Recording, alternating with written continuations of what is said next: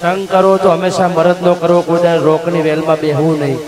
એવા આપણા પરમ મિત્ર બાપુ મારા મરદ છે અને મરદાનજી જેવું કામ કરે છે. કોઈને મારે, કોઈના જો ઝઘડા કરે, કોઈના જો લૂંટી લે, કોઈને દાદાગીરીથી બે આંખથી બીવડાવે, એને મરદ ના કહેવાય. પણ સેવાના સાદગીના કાર્યો કોકના માટે કામમાં આવે, ઉપયોગી આવે, એવા વ્યક્તિઓને મરદ કહેવાય. ભુવાજી આજે ગાવાનું કદાચ ઓછું પણ બોલવાનું વધારે છે. હા, મારો ભાઈ મને લગભગ કેટલા વર્ષે ભેગા થયેલા આપણે? 4 વર્ષે ભેગા થયા, પણ એકબીજાના હૃદયની અંદર ઓલવેઝ છીએ. પહેલા બહુ મળતા હતા, પણ હવે મળવાનું બહુ ઓછું થાય. મારો ભાઈ બહુ મોટો થઈ ગયો. શું કે છો ભુવાજી, બોલો.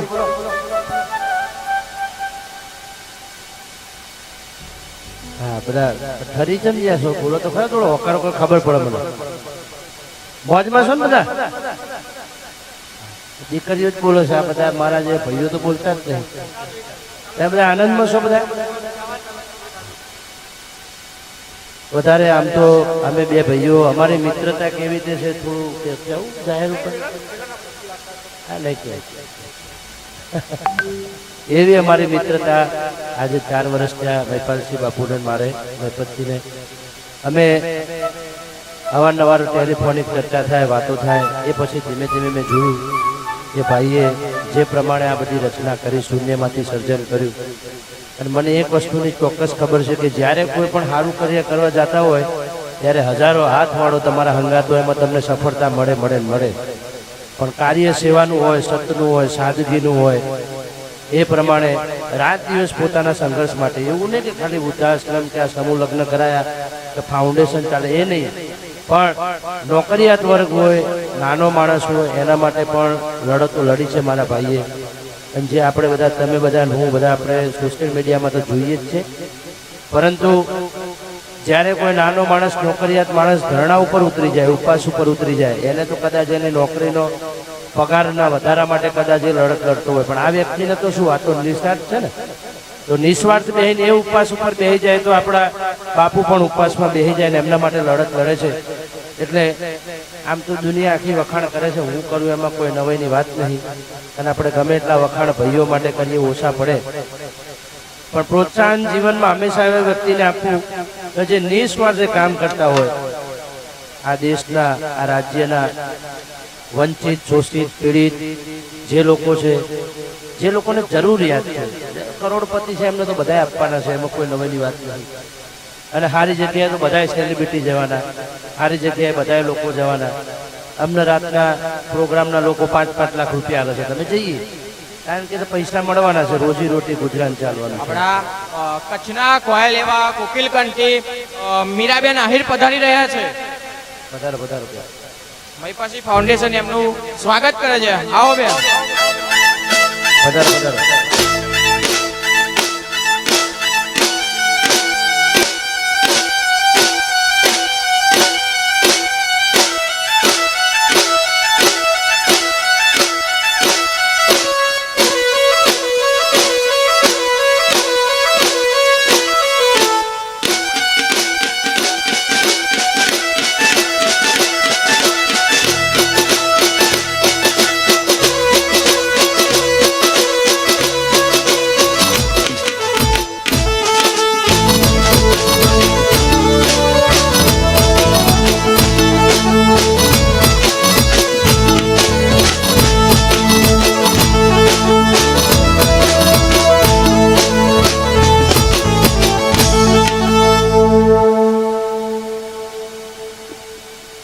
મારી વાત ક્યાં હતી કે આમ તો અમે બધા 5 લાખ રૂપિયા લઈએ આખી રાતના. એ તો મળવાના જ છે, ગાવાના, આનંદ કરવાના. પરંતુ જ્યારે આવા દીકરીઓના, આવા દીકરાઓના લગ્ન થતા હોય, તમે બધા બહુ ભાગ્યશાળી છો. હા, ને કે અમારે એવું થાય ને કે વરરાજાઓ રિહાય કે વિજય સુવાડા આવે હું નહીં પડ્યું, અને એમાં અમે પાછા 5 લાખ 6 લાખ લ્યો પણ તમે અમારા લગ્નમાં આવો. એટલે મહિપતજી બાપુ કેટલું સારું કામ કર્યું. 1 રૂપિયો આલવાનો ને આનંદ કરવાનો. એટલે તમે બધા ભાગ્યશાળી છો. અને જીવનમાં હંમેશા સારા વ્યક્તિનો હંગાત થાય ને એટલે તમને ભાવ પાર, દરિયા પાર જ ઉતારી જાય. એટલે વિચારીને સંગ કરવાનો. કારણ કે હું કાયમ મારા પ્રોગ્રામમાં કહું છું કે સંગ કરો તો હંમેશા મરદ નો કરવો, કોઈ રોકની વેલમાં બેહવું નહીં. એવા આપણા પરમ મિત્ર બાપુ મારા મરદ છે અને મરદાનજી જેવું કામ કરે છે. કોઈને મારે, કોઈના જો ઝઘડા કરે, કોઈના જો લૂંટી લે, કોઈને દાદાગીરીથી બે આંખથી બીવડાવે એને મરદ ના કહેવાય.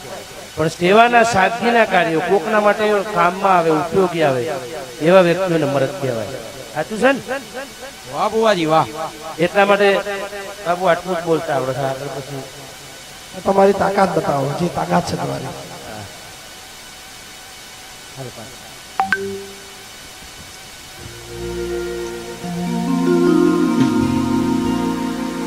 ખાસ ભાઈ માટે જ બે લાઈન આવી છે. ભીષ્મબેન ને કીધું પણ બેન કે ભુવાજીને રાઉન્ડ આપો. મારી બેન છે ને શુક્લાજી, ખાસ બાપુ માટે ગાવું છે. ગમે તો તમે તારે હોકારો કરજો, કશો વાંધો નહીં, ઠંડી છે. બેજો આનંદ. સિંહ તો સિંહ કહેવાય, એના ગળે હોકળ બંધાયા.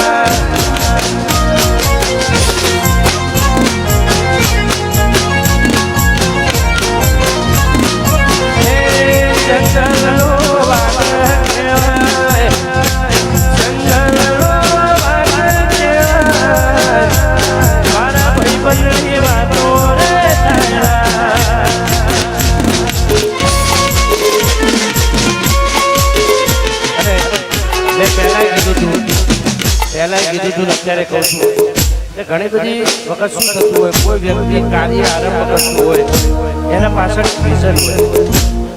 આ વ્યક્તિનું વિઝન એકમાત્ર એવું છે કે મારી જે પાછળની જિંદગી મને ભગવાન પરમાત્માએ જીવન આપ્યું છે, સાહસ આપ્યું, જે જીવન આપ્યું હું એને સારી જગ્યાએ ખર્ચું. સારી જગ્યાએ ખર્ચવાનો માર્ગ એકમાત્ર સેવા, અને એ સેવાનો માર્ગ અપનાવી આના પાછળ બીજો કોઈ સ્વાર્થ નહીં.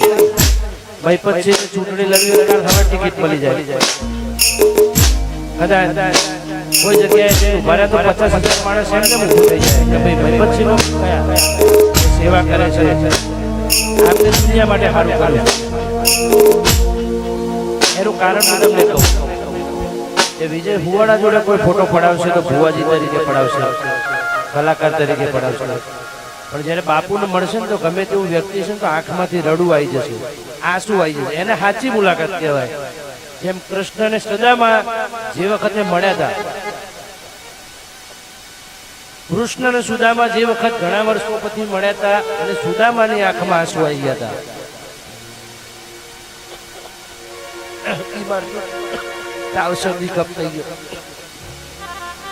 એવી રીતે કોઈ નાનું વ્યક્તિ જેને જરૂરત છે એ મળતા હોય ને એટલે એમને આંખમાં આંસુ આવી જાય.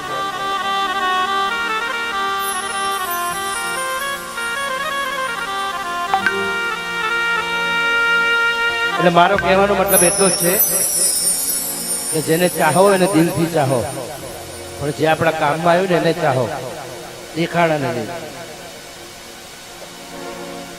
એટલે છેલ્લી ફરમાઈશ બાપુ ગાવી છે. હજુ અમદાવાદ પણ કાર્યક્રમ છે એટલા માટે પણ બધા મારા એમને નોકારો કરશો ને બધા આ બાજુ બધા ડાયરેક્ટ આ બધા તમે ઉભા છે તો બોલો થોડા ખખડી. હા હો આ વરરાજાઓ માટે વીરને ઝરી ભરેલા સાફા વીરને ઝોટાડી બંધો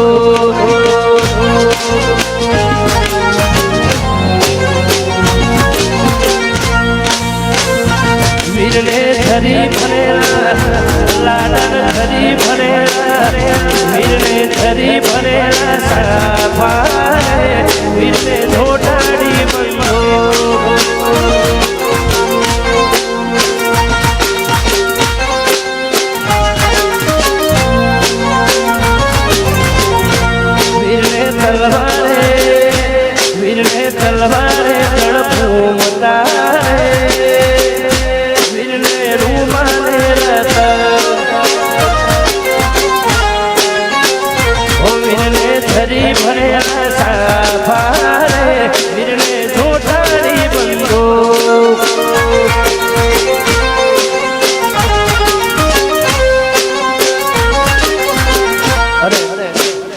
માં ભગવતી તમારું કાર્ય ખૂબ સફળ કરાવે બાપુ એવા દિલથી માં ભગવતીના આશીર્વાદ તમારા ઉપર છે હજારો હાથ વાળી સદાય તમારા ઉપર આશીર્વાદ બનાવી રાખે એટલે માતાજીને યાદ કરતા એક છેલ્લી લાઈન માતારિયા કેઓની ખૂબ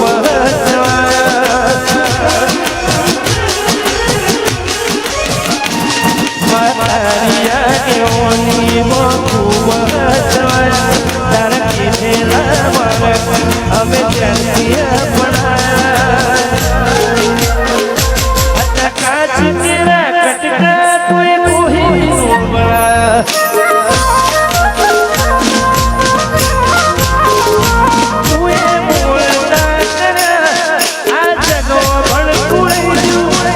અમે નથી કર્યું બધું આપો આપ દેજો બોલતા અમે નથી કર્યું બધું આપો આપ દેજો તારી ને હાડને તું છે ગુરુ પ્રભુ વાળા પાઠ ભણાય જેવા હતા ને જેવા ઘડી દુનિયા મોચરા